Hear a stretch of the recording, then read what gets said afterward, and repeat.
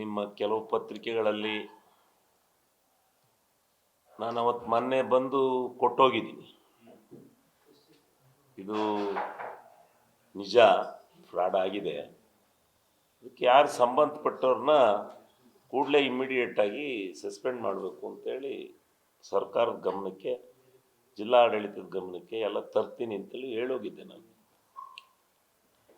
ಅಂದರೆ ಮತ್ತೆ ಪುನಃ ಶಿವಲಿಂಗೇಗೌಡರಿಂದಲೇ ಇದಾಗ್ಬಿಟ್ಟಿದೆ ಅಂತೇಳಿ ಅವ್ರಿಗೆ ಹೇಳೋಗಿದ್ದಾರೆ. ಅವ್ರಿಗೆ ಇನ್ಯಾವುದು ಕೆಲಸ ಇಲ್ಲ. ನಮ್ಮಲ್ಲಾಗಿರೋ 94 ಅಂತ ಗೊತ್ತಾಗಿದೆ. ಸಕಲೇಶ್ಪುರದಲ್ಲಿ 200-300 ಮಾಡಿದ್ದಾರೆ. 200 ಕಡೆ 300 ಆಗ್ಯವೆ ಅಂತಾರೆ. ನಾನು ನಮ್ಮ ವಿರೋಧ ಪಕ್ಷ ಅಂತೇಳಿ ಸಕಲೇಶ್ಪುರದ ಮೇಲೆ ಇದಕ್ಕೆ ಇನ್ವಾಲ್ವ್ಮೆಂಟ್ ಅಂತ ಹೇಳೋಣ? ನಾನು ಹೇಳಲ್ಲ. ಯಾರು ಅಧಿಕಾರಿಗಳಿರ್ತಾರೆ ಆ ಪದ್ಧತಿನೇ ಹಂಗಿದೆ. ಲಾಗಿನ್ ಮೆಟ್ಟರು ಯಾರು, ಲಾಗಿನ್ ಮಾಡೋರು ಯಾರು, ಅದು ಯಾರಿಗೂ ಗೊತ್ತಿಲ್ಲ. ಅದು ಭಾರಿ ದಿವಸದಿಂದನೇ ಆಗಿದೆ. ದುಡ್ಡು ತಗೊಂಡೇ ಭಾರಿ ದಿವಸ ಐತೆ. ಅದು ಕೊನೆಗೆ ಯಾವುದೋ ಮುಖಾಂತರ ಯಾರು ಅಂಕಪುರದವರೊಬ್ಬರು ಹಿಡಿದು, ಅಂಕಪುರದವರು ದುಡ್ಡು ಇಷ್ಟೊಂದು ಯಾಕೆ ಬತ್ತು, ಎಲ್ಲಿಂದ ಬತ್ತು ಅಂತೇಳಿ ಇಡೀ ಅಲ್ಲೆಲ್ಲ ಜನ ಇದಾದ ಮೇಲೆ ಇವುಗಳು ಎಚ್ಚೆತ್ತುಕೊಂಡು ಅದನ್ನು ಹಿಡಿದಿದ್ದಾರೆ. ಹಿಡಿದು ಇದೊಂದು ಘನಘೋರವಾಗಿರ್ತಕ್ಕಂಥ ಫ್ರಾಡ್, ಅದರಲ್ಲಿ ಎರಡನೇ ಮಾತಿಲ್ಲ. ಅದನ್ನು ಗೊತ್ತಾದ ಮೇಲೆ ಜಿಲ್ಲಾಡಳಿತನೂ ಎಚ್ಚೆತ್ಕೊಂಡು ಜಿಲ್ಲಾ ಮಂತ್ರಿಗಳ ಗಮನಕ್ಕೂ ಇದು ಹೋಗಿದೆ. ಕೂಡಲೇ ಯಾರ್ಯಾರು ಇದಕ್ಕೆ ಇನ್ವಾಲ್ವ್ಮೆಂಟ್ ಇದ್ದಾರೆ ಅವರನ್ನು ಕೂಡಲೇ FIR ಅವ್ರದ್ದು ಸಸ್ಪೆಂಡ್ ಮಾಡ್ತಕ್ಕಂಥ ಕೆಲಸ ಮಾಡಿಲ್ಲ. ಇದರಲ್ಲಿ ಏನು ತಿಳ್ಕೊಂಡಿದ್ರು, ಯಾರೋ ರಾಜೇಶ್ ಅನ್ನೋನೊಬ್ಬ ಇಲ್ಲಾಗಿರ್ತಕ್ಕಂಥ ತಪ್ಪು, ಅವನು ಹಂಗಾಮಿ ನೌಕರ ಅವನು ಪರ್ಮನೆಂಟ್ ಎಂಪ್ಲಾಯ್ ಅಲ್ಲ. ಅವನಿಗೆ ತಗೊಂಡೋಗಿ ಅವನು ಮಾಡಿರ್ತಕ್ಕಂಥದ್ದು ಇದೆಲ್ಲ ಇಡೀ ಜಿಲ್ಲೆದೇ ಅವನು ಮಾಡಿದ್ದಾನೆ. ಈ ಅರಸೀಕೆರೆನಿಗೂ ಮಾಡಬೇಕು, ಅರಸೀಕೆರೆ ಬಾಣವಾರ PDO ಮಾಡಬೇಕಾದ್ರೆ ಅವನ ಕಾಂಟ್ಯಾಕ್ಟ್ ಇನ್ನು 36 ಪಂಚಾಯತಿನಲ್ಲಿ 35 ಪಂಚಾಯತಿಯರು ಏನು ಮಾಡಿಲ್ಲ.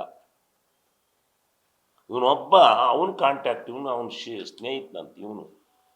ಅದರಿಂದ ಅವನೊಬ್ಬ ಮಾಡಿದ್ದಾನೆ ಅರಸೀಕೆರೆಯಲ್ಲಿ. ನಾನೆಲ್ಲ ತನಿಖೆ ಮಾಡಿಸಿದೆ. ಅರಸೀಕೆರೆಯಲ್ಲಿ ಎಲ್ಲ PDOಗಳನ್ನ ಕರೆಸಿ ಎಲ್ಲರೂ ತನಿಖೆ ಮಾಡಿದೆ. ಅವ್ರು ಯಾರೂ ಒಂದು ಮನೆದನ್ನ ನಮ್ಮ ಹತ್ರ ಬಂದುವಿಲ್ಲ, ನಮ್ಮ ಹತ್ರ ಕೇಳಿವಿಲ್ಲ, ಯಾರೂ ನಾವು ಮಾಡಿವಿಲ್ಲ ಅಂತೇಳಿ ಅವ್ರು ಒಪ್ಕೊಂಡ್ರು. ಅದೇ ಕಾನೂನಲ್ಲೂ ಅದೇ ಇದೆ. ಇವನು ಮಾಡಿದ್ದಾನೆ, ನಾನು ಮಾಡಿಲ್ಲ ಅಂತ ಎಲ್ಲಿ ಹೇಳಿದ್ದೀನಿ? ಯಾರ ಬೇರೆ ನೋಡ್ಯಾರ ಮಾಡಿದ್ದಾನೆ ಅವನು. ನಾನೇ ಹೇಳಿದ್ದೀನಿ ಫಸ್ಟ್ ಬಂದು ಪ್ರೆಸ್ಗೆ, ಇದೊಂದು ದುರಂತ, ಇದಾಗಬಾರ್ದಾಯಿತು, ಆಗಿದೆ, ಇದನ್ನು ಯಾವನು ಮಾಡಿದ್ದಾನೆ ಅವನು ಬಲಿ ಹಾಕ್ಬೇಕು ಅಂತ ನಾನೇ ಹೇಳಿ ಹೋಗಿದ್ದೀನಿ. ನಾನು ಇನ್ವಾಲ್ವ್ಮೆಂಟ್ ಆಗಿದ್ರೆ ಅವ್ನು ಬಲಿ ಹಾಕ್ಬೇಕು ಅಂತ ಹೇಳ್ತೀನ?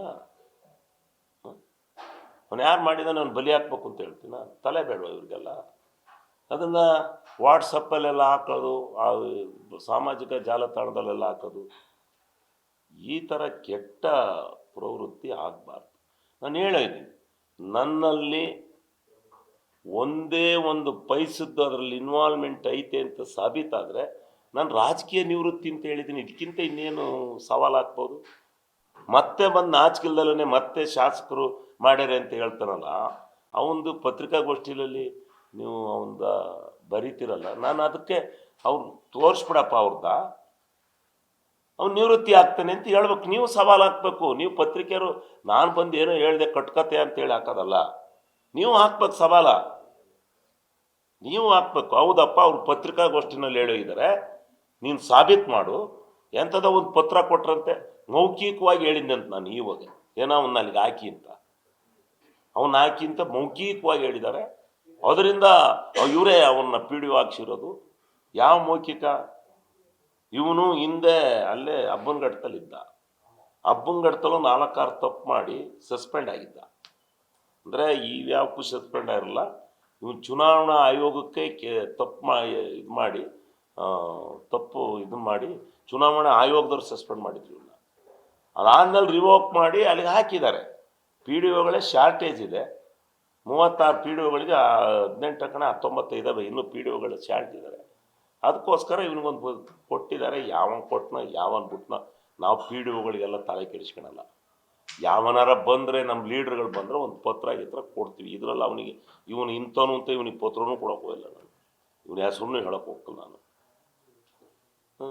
ಈ ರೀತಿ ಕೆಟ್ಟ ಈ ರೀತಿ ಮಾಡ್ತಾರಲ್ಲ, ಇವರಿಗೆ ಮಾನ ಮರ್ಯಾದೆ ಏನೂ ಇಲ್ವಾ? ಆಪಾದನೆ ಮಾಡೋಕ್ಕೆ ಇರುತ್ತೆ ವಿರೋಧ ಪಕ್ಷ ಅಂತ ಇದ್ಮೇಲೆ. ವಿರೋಧ ಪಕ್ಷದವ್ರು ಮಾಡ್ಬೇಕು ಆಪಾದನೆ, ಸತ್ಯಾಂಶ ಇದ್ರೆ ಮಾಡಬೇಕು, ಅದರಲ್ಲಿ ಏನಾರ ತಿರಳಿದ್ರೆ ಮಾಡಬೇಕು. ನೀನು ಹೇಳ್ತಾನೆ ಇವನು JDS ಇಲ್ಲ ಯತ್ನಾಳ್ ಬಣವೋ ಎಂತನ ಬಣವೋ ಗೊತ್ತಿಲ್ಲ. ಇವನು ಇತ್ತಿರದಂಗೆ ತಿರುಗ್ತಾನೆ. ಅಲ್ಲಿ ಡೆಲ್ಲಿಲಿ ಯತ್ನಾಳ್ ಜೊತೆ ಇರ್ತಾನೆ, ಇಲ್ಲಿ ಬಂದು JDS ಅಂತ ಫೋಟೋ ಹಾಕಿರ್ತಾನೆ. ಹಾಕ್ಕೊಂಡು ಅಲ್ಲಿರೋನು JDS ಅಧ್ಯಕ್ಷ, ನಮ್ಮ ಅಧ್ಯಕ್ಷ ಅಲ್ಲ. ಅಲ್ಲಿ ಒಪ್ಪಂದ ಐತೆ, ನಮ್ಮ ಕಾಂಗ್ರೆಸ್ನವ್ರಿಗೂ 1 ವರ್ಷ JDSನವ್ರಿಗೂ 1 ವರ್ಷ ಅಂತೇಳಿ ಆಗಿ, ಈಗ ಕಳೆದ ಸಾರಿ ನಮ್ಮ ಕಾಂಗ್ರೆಸ್ನವರಿದ್ರು, ಈಗ JDSನ ಅಧ್ಯಕ್ಷ ಇದಾನಲ್ಲಿ. ಇವನು JDS ಅಧ್ಯಕ್ಷ ಇರೋನ, ಇವನ್ ಪಕ್ಷ ಅಲ್ವಾ, ಇವನು ಲೀಡ್ರ್ ಅಲ್ವಾ, ಕ್ಯಾಂಡಿಡೇಟ್ ಆಗಿ ಸೋತ್ನಲ್ಲ. ಇವನು ಹೋಗ್ಬೇಕಲ್ಲಿ, ಅಲ್ಲಿ ಹೋಗಿ ಇವ್ರು ಕೇಳ್ಬೇಕು. ಇವರು ಗೌರವ ಇದ್ದರೆ ಯಾಕಾಯ್ತು, ನಮ್ಮ ಪಕ್ಷಕ್ಕೆ ಕೆಟ್ಟ ಹೆಸರು ಬರುತ್ತೆ, JDS ಪಕ್ಷಕ್ಕೆ. ಹೋಗಿ ಕೇಳ್ಬೇಕಲ್ವಾ? ಕೇಳೋದು ಬಿಟ್ಬಿಟ್ಟು ನನ್ನ ಮೇಲೆ ಬಂದು, ಒಂದು ವೇಳೆ ಏನಾರು ಗೊತ್ತಿದ್ರೆ ಅಧ್ಯಕ್ಷನಿಗೆ ಸದಸ್ಯರುಗಳಿಗೆ ಗೊತ್ತಿರ್ಬೋದು. ಅವರೆಲ್ಲ ನೆನ್ನೆ ದಿವಸ ಬಂದು ಇದು ಮಾಡಿ ಹೋಗಿದ್ರು, ನಾವೇನು ಇದಕ್ಕೆ ಇನ್ವಾಲ್ವ್ಮೆಂಟ್ ಇಲ್ಲ, ಯಾವನೂ ಇಲ್ಲ, ನಮ್ಮ MLAನೂ ಇಲ್ಲ, ಇವನೇ ಕಾರಣ, ಇವನು ತಗೊಂಡೆ ಅರೆಸ್ಟ್ ಮಾಡಿ ಒಳಗೆ ಹಾಕಿ ಅಂತೇಳಿ ಹೇಳಿದ್ರು ಅವರು, ಆ ಪಂಚಾಯತರು. ಇವರು JDS ಮೆಂಬರ್ಗಳು ಬಂದು ಹೇಳ್ಬೇಕು ಹಂಗಂತ. ಇವರು ಇದು ಅವನೇ ಮಾಡಿರೋದು, ಅವನಿಗೂ ನಮಗೂ ಸಂಬಂಧ ಇಲ್ಲ ಅಂತ. ಇವನು ಪಕ್ಷದವ್ರು ಮಾಡಿ ಇವನೇ ಬಂದ್ಬಿಟ್ಟಿಲ್ಲ ನಮ್ಮ ಮೇಲೆ ಆಪಾದನೆ ಮಾಡೋದು. ಇವನು MLA ಹೇಳ್ತೀನಿ, MLA ಕೆಲಸನೇ ಬೇರೆ. MLA PDOಗಳನ್ನೆಲ್ಲ ನೋಡ್ಕೊಳ್ಕೊಳ್ಳೋದು. PDOಗಳ ಮುಖನೂ ನಾವು ಎಲ್ಲಿದ್ದಾರೆ ಅಂತ ಯಾವ್ದಾರ ಸಂದರ್ಭ ಬಂದರೆ ನಾವು EOಗೆ ಹೇಳ್ತೀವಿ ಅಷ್ಟೇ. ನಾವು PDOಗಳಿಗೆಲ್ಲ ಫೋನ್ ಮಾಡೋದೇ ಇಲ್ಲ. EOಗಳಿಗೆ ಅದು ಬಿಟ್ಟು CSC ಫೋನ್ ಮಾಡ್ತೀವಿ. ಇವನಿಗೆಲ್ಲ ಯಾಕೆ PDOಗಳಿಗೆಲ್ಲ ನಾವು ಫೋನ್ ಮಾಡ್ಕೊಂಡು ಕೂತ್ಕೊಳ್ಳೋಣ? ಅದರ ಸಾಂದರ್ಭಿಕ ಬಂದ್ರೆ ಮಾಡ್ಬೋದು. ಇದು ಈ ರೀತಿ ಕೆಟ್ಟ ಪ್ರವೃತ್ತಿ ನಿಲ್ಲಬೇಕಿದು. ಆಮೇಲೆ ಇನ್ನೊಂದು ವಾಟ್ಸಪ್ಪು ಇದು ಬಂದಿದ್ದೆ, ಅವನ ಇದರಲ್ಲಿ ಹಾಕ್ಕೊಂಡಿದ್ದಾನೆ, ಫೇಸ್ಬುಕ್ಕಲ್ಲಿ ಹಾಕ್ಕೊಂಡಿದ್ದಾನೆ. ಫೇಸ್ಬುಕ್ಕಲ್ಲಿ ಏನಂತ ಹಾಕ್ಕೊಂಡಾನೆ, ರಾಗಿ ಕಳ್ಳ, ಮನೆಗಳ್ಳ, ಆಮೇಲೆ ಎಂತೆಂಥದ್ದು ಕಳ್ಳ ಅಂತ ಹಾಕ್ಯಾನೆ. ಇವನಿಗೆ ಮಾನ ಮರ್ಯಾದೆ ಏನಾರು ಐತೇನ್ರಿ ಇವನಿಗೆ? ನಾನು ಸವಾಲು ಹಾಕಿ, ಇವನು ಎಲೆಕ್ಷನ್ನಿನಿಲ್ಲ ಬರದಲ್ಲಿ ಅದು ಯಾರನ್ನ ಕರ್ಕೊಂಬಂದು ಒಂದು ಸಭೆ ಮಾಡಿದೆ. ಅಲ್ಲಿ ನಾನು ಸವಾಲು ಹಾಕ್ತೆ, ನೀನು ಧರ್ಮಸ್ಥಳಕ್ಕೆ ಬಾ, ನಾನು ಧರ್ಮಸ್ಥಳಕ್ಕೆ ಬರ್ತೀನಿ. ಶಿವಲಿಂಗೇಗೌಡ ರಾಗಿನಲ್ಲಿ 5 ರೂಪಾಯಿ, ರಾಗಿ ವ್ಯವಹಾರದಲ್ಲಿ 5 ರೂಪಾಯಿ ಏನಾದ್ರು ತಗೊಂಡನೆ ಅಂದರೆ ನಾನು ರಾಜಕೀಯದಿಂದ ನಿವೃತ್ತಿಯಾಗಿ ಮುಂದೆ ಸಾರಿ ಚುನಾವಣೆಗೆ ನಿಲ್ಲಲ್ಲ. ಅದು ಚುನಾವಣೆ ನಿಲ್ಲೋ ಸಂದರ್ಭ. ಬಾ ಧರ್ಮಸ್ಥಳಕ್ಕೆ ಅಂತ ಕರೆದೆ. ಬಂದ ಧರ್ಮಸ್ಥಳಕ್ಕೆ ನಾನು ಹೋದೆ. ಹೋಗಿ ಸತ್ಯ ಮಾಡಿ ರಾಗಿನಲ್ಲಿ 1 ರೂಪಾಯಿ ನಾನು ಅವ್ಯವಹಾರ ಮಾಡಿಲ್ಲ, ನನಗೆ ಅದು ಗೊತ್ತಿಲ್ಲ ಅಂತ ಹೇಳಿ ಬಂದೆ. ಇವನು ಹೇಳು ನೀ ಹೋಗಿ, ಇವನಿಗೆ ಆತ್ಮಗೌರವ ಅನ್ನೋದಿದೆಯಾ? ಮತ್ತೆಲೆ ಮನೆಗಳ ಏನಿದ್ರ ಅರ್ಥ ಏನು? ಇವನಿಗೆ ಸೆಕ್ಷನ್ಗಳು ಗೊತ್ತಾ? ಒಬ್ಬ ಜನಪ್ರತಿನಿಧಿನ ಹೆಂಗೆ ಇದು ಮಾಡಬೇಕು ಅಂತ ಗೊತ್ತಾ? ಮಾನನಷ್ಟ ಮೊಕದ್ದಮೆ ಹೂಡ್ತೀನಿ. ಸೋಮವಾರ ಹೋಗ್ತಾ ಇದ್ದೀನಿ ಬೆಂಗಳೂರಿಗೆ, ಇಲ್ಲಿ ಹಾಕಲ್ಲ, ಹೈಕೋರ್ಟಲ್ಲಿ ಹಾಕ್ತೀನಿ. ಹೈಕೋರ್ಟಲ್ಲಿ ಹಾಕಿ, ನನಗೂ ಗೊತ್ತಿದೆ ಸೆಕ್ಷನ್ಗಳು ಏನು, ಯಾರನ್ನು ಬೇಕಾದ್ರೂ ಯಾರು ಬೀದಿನಲ್ಲಿ ಒಬ್ಬ ಜನಪ್ರತಿನಿಧಿನ ಕಳ್ಳ ಸುಳ್ಳ ಅಂತ ಹೇಳ್ಬೇಕಾದ್ರೆ ಸಾಬೀತು ಮಾಡಬೇಕು. ಯಾವುದೇ ಒಂದು ಸಾಬೀತು ಮಾಡ್ದಲೇ ನೇರವಾಗಿ ಕರೆದ್ರೆ ಯಾವ ಸೆಕ್ಷನ್ ಇದ್ದಾವೆ ಅಂತ ನನಗೂ ಗೊತ್ತಿದೆ. ಮಾಡ್ತೀನಿ, ಹೋಗಿ ಮಾಡ್ತಾರೆ. ನಾವು ಮಾನ ಹಾನಿ ಆಗಿರೋದು ನನಗೆ, ನಮ್ಮ ಫಾಲೋವರ್ಸ್ ನಾವು ಹಾಕ್ತೀವಿ ಅಂದರು. ಇಲ್ಲಪ್ಪ, ಮಾನ ಹಾನಿ ಆಗಿರೋದು ನನಗೆ, ನಿಮಗಲ್ಲ. ನಾನು ಹಾಕ್ತೀನಿ ಕೇಸ್, ಮಾನನಷ್ಟ ಮೊಕದ್ದಮೆ ಅದೇನಾಗುತ್ತೆ ಹೂಡ್ತೀನಿ, ಮಾನನಷ್ಟ ಮೊಕದ್ದಮೆನ ಅಂತ ಹೇಳ್ತೀನಿ. ಹೇಳೋಕ್ಕೋಸ್ಕರ ನಾನು ಇಲ್ಲಿ ಬಂದಿದ್ದೀನಿ. ಹುಷಾರಾಗಿ ಗೌರವದಿಂದ ಇರಬೇಕು ರಾಜಕಾರಣ ಮಾಡಿಕೊಂಡು. ಏನು ಯಾರ ಜೊತೆ ಬೇಕಾದರೂ, ಹೆಂಗೆ ಬೇಕಾದ್ರೂ, ಏನು ಬೇಕಾದ್ರೂ ಏನು ಮಾಧ್ಯಮ ಐತೆ ಅಂತೇಳಿ ಬಳಸ್ಕೊಂಡು ದುರ್ಬಳಕೆ ಮಾಡೋದ ಯಾವನಾದರೂ ರಾಜ್ಯನ ಪ್ರತಿನಿಧಿ? ನಾವು ಇವ್ರ ಹಿಸ್ಟ್ರಿ ಎಲ್ಲ ಮಾತಾಡಿದೀವ? ಇವ್ರ ಚರಿತ್ರೆ ಎಲ್ಲ ನಾನು ಯಾವ ಥರ ಮಾತಾಡಿದ್ದೀನ? ನಾನು ಇವ್ರ ತಂಟಿಗೆ ಹೋಗ್ತೀನ? ಆತ್ಮಸಾಕ್ಷಿ ಅನ್ನೋದಿಲ್ಲದ ಮೇಲೆ ಏನು ಬಂದರು, ಎಲ್ಲಿಂದೆಲ್ಲ ಬಂದರು, ಸೇರ್ಕೊಂಡ್ರು, ಆಯಿತು ಅರಸೀಕೆರೆ ಜನ ಮಾಡಿರು, BJP ಸಿಕ್ಕಿಲ್ಲ, JDSಗೆ ಹೋದ್ರು, ಎಂಥದ್ದು ಓಟ್ ಹಾಕಿದ್ದಾರೆ ಜನ, ಅದು ಬೇರೆ ಪ್ರಶ್ನೆ. ಸರಿಯಾದ ರೀತಿ ನಡ್ಕೊಳ್ಳಿ. ಇವ್ರದ್ದು ಅರಸೀಕೆರೆ ತಾಲೂಕಲ್ಲಿ ಯಾವುದೇ ಅಭಿವೃದ್ಧಿ ಕೆಲಸ ಆಗ್ಕೂಡ್ದು. ಶಿವಲಿಂಗೇಗೌಡನ ಫಾಲೋಯರ್ಸನ್ನು ಹಿಮ್ಮೆಟ್ಟಿಸ್ಬೇಕು, ಎದುರಿಸಿ. ಅದು ಈ ಜನ್ಮದಲ್ಲಿ ಸಾಧ್ಯ ಇಲ್ಲ. 36 ಪಂಚಾಯತಿ ನನ್ನ ಹ್ಯಾಂಡ್ ಓವರಲ್ಲಿದ್ದಾವೆ. 36 ಪಂಚಾಯತಿನ ಗೆಲ್ಲಿಸ್ಕೊಂಡಿದ್ದೀವಿ. 36 ಪಂಚಾಯತಿ ಅಧ್ಯಕ್ಷರುಗಳಿದ್ದಾರೆ. ಇವತ್ತು ಅವರೆಲ್ಲ ಮಾಡ್ಯಾರೆ ಅಂತ ಹೇಳಿದಾನಲ್ಲ, ಅವ್ರು ಬಂದ್ರೆ ಏನು ಹೇಳ್ತಾನೆ ಉತ್ತರ? ಗ್ರಾಮ ಪಂಚಾಯತಿ ಅಧ್ಯಕ್ಷರುಗಳು ಸದಸ್ಯರುಗಳೆಲ್ಲ ದುಡ್ಡು ಹೊಡಿತಾರ? ಹಂಗೆ ಆಯ್ಕೆ ನಿಮ್ಮ ನ್ಯೂಸಲ್ಲಿ ಬಂದಿದೆಯಲ್ಲ, ಪೇಪರಲ್ಲಿ ನೆನ್ನೆ ಎಲ್ಲ 2-3 ಪಂಚಾಯತಿಯರೆಲ್ಲ ಎದ್ದಿದ್ದಾರೆ. ನಾನೇ ಬೇಡ್ರಪ್ಪ, ತಡ್ರಿ, ನಾನು ಹೇಳ್ತೀನಿ, ಸುಮ್ಮನಿರಿ, ನಾನು ಹೇಳ್ತೀನಿ, ಏನು ಇದು ಮಾಡೋಕ್ಕೆ ಹೋಗ್ಬೇಡಿ. ಇವನು ಮುತ್ತಿಗೆ ಆಗ್ತಾನಂತ. ನಮಗೆ ಯಾಕೆ ಮುತ್ತಿಗೆ ಆಗ್ತಾನಪ್ಪ? ಏನು ಮಾಡಿರೋದಕ್ಕೆ ನಾನು?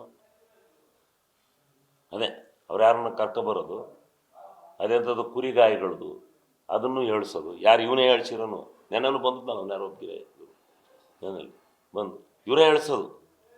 ಹೋಗಿ ಅದು ಸ್ಟೇಟ್ಮೆಂಟ್ ಕೊಡಿ, ಜಾತಿ ಎತ್ತು ಕಟ್ಸೋದು, ಜಾತಿ ಎತ್ತು ಕಟ್ಸೋದು.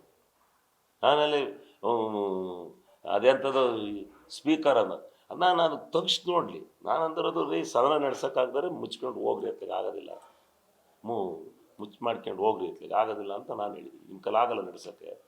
ಏನು ಅವ್ರನ್ನ ಕಂಟ್ರೋಲ್ ಮಾಡೋಕ್ಕಾಗದ್ಮೇಲೆ ಎಂಥದ್ರಿ ಭಾಷಣ ಮಾಡೋದು ನಾನು ಅಂತ ಇಡೀ ರಾಜ್ಯದಲ್ಲಿ ಗೊತ್ತಾಯ್ತು. 15-20 ನಿಮಿಷ ನನಗೆ ಮಾತಾಡೋಕ್ಕೆ ಬಿಟ್ಟಿಲ್ಲ. ಅಂತ ದಂಗೆ ಹೇಳೋರು, ನಾನು ಪದ ಮಾತಾಡ್ತಿದ್ದಂಗೆ. ಅವ್ರಿಗೇನು ರಾಜ್ಯ ಮತ್ತು ಕೇಂದ್ರ ಸರ್ಕಾರ ನಮ್ಗೆ ಯಾವ ರೀತಿ ವೈಫಲ್ಯ ಮಾಡಿದೆ, ನಮಗೆ ಎಷ್ಟು 1000 ಕೋಟಿ ಲಕ್ಷ ಕೋಟಿ ಕೊಡಬೇಕು ಅನ್ನೋದನ್ನು ಅಂಕಿ ಸಂಖ್ಯೆಗಳ ಮುಖಾಂತರ ಸದನದಲ್ಲಿ ಮಂಡಿಸ್ತೆ. ಅದು ಏನು ನಾನು ಮಂಡಿಸಿರೋದು ಆರ್ಡಿನರಿ ಪೇಪರ್ ಅಲ್ಲ, ವೈಟ್ ಪೇಪರ್ನ ಮಂಡಿಸಿದಾಗ ಅದೇನಾರ ಸಾಬೀತಾಗದೇ ಇದ್ದರೆ ನಾನು ನೇರವಾಗಿ ಇದಕ್ಕೋಗ್ಬೇಕು, ಆಪಾದಿ ಗುರಿ ಆಗ್ತೀನಿ. ವೈಟ್ ಪೇಪರ್ ಅಂದರೆ ಏನು ಅಂತ ಗೊತ್ತಾ? ವೈಟ್ ಪೇಪರ್ ಶ್ವೇತಪತ್ರ ಮಂಡಿಸೋದು ವಿಶೇಷವಾದ ಸಂದರ್ಭದಲ್ಲಿ. 2.5 ದಿವಸ ಅವ್ರು ಬೈದರು ನಮಗೆ ಸರ್ಕಾರನ, ದುಡ್ಡಿಲ್ಲ, ಇದಿಲ್ಲ, ಕೆಲಸ ಇಲ್ಲ ನಮಗೆ ಅಂತ. ಹೆಂಗೆ ಕೆಲಸ? ಮೆಟ್ರೋ 51,000 ಕೋಟಿ ಖರ್ಚು ಮಾಡಿದ್ವಿ. ಇವ್ರು ಬರೀ 7,000 ಕೋಟಿ ಕೊಟ್ಟಾರೆ. ಪರ್ಸೆಂಟೇಜ್ ಕೊಡಬೇಕಲ್ಲ. ಮನೆಗೆ ಗಂಗೆ 37,000 ಕೋಟಿ ಖರ್ಚು ಮಾಡಿದ್ವಿ ನಾವು. ಇವ್ರು ಕೊಟ್ಟಿರೋದು ಇನ್ನೂ 11,000 ಕೋಟಿ. ಅವ್ರದ್ದೇ 60, ನಮ್ಮದೇ 40. 60% ಆದರೆ 10,000 ಕೋಟಿ ಕೊಡ್ಬೇಕು ಅವರು. ದುಡ್ಡೆಲ್ಲೂ ಕೊಡ್ದಲ್ಲೇ ಟ್ಯಾಕ್ಸ್ ಎಲ್ಲ ನಾವು ಹಾಕೋ GST ಎಲ್ಲ ಟ್ಯಾಕ್ಸ್ ಅಲ್ಲಿ ಗೊತ್ಕೊಂಡು ಹೋಗ್ಬಿಟ್ಟು ಇವತ್ತು ಅನ್ಯಾಯ ಮಾಡಿದರೆ, ಅದನ್ನು ಅಂಶದ ಪ್ರಕಾರ ಹೇಳಿ ನಿಮ್ಮ ಕೇಂದ್ರ ಸರ್ಕಾರದ ನ್ಯೂನತೆಯಿಂದ, ನಿಮ್ಮ ಕೇಂದ್ರ ಸರ್ಕಾರದ ಮಲತಾಯಿ ಧೋರಣೆಯಿಂದ ಇವತ್ತು ರಾಜ್ಯ ಸರ್ಕಾರ ಆರ್ಥಿಕ ಇದನ್ನು ಅನುಭವಿಸ್ತಾ ಇದೆ ಅಂತ ಸಿದ್ದರಾಮಯ್ಯನವರು ಹೇಳಿ ಸಾಯ್ತಾ ಇದ್ದಾರೆ. ದಿವಸ ಎಲ್ಲ ಫಂಕ್ಷನಲ್ಲಿ ಮಾತಾಡ್ತಾರೆ.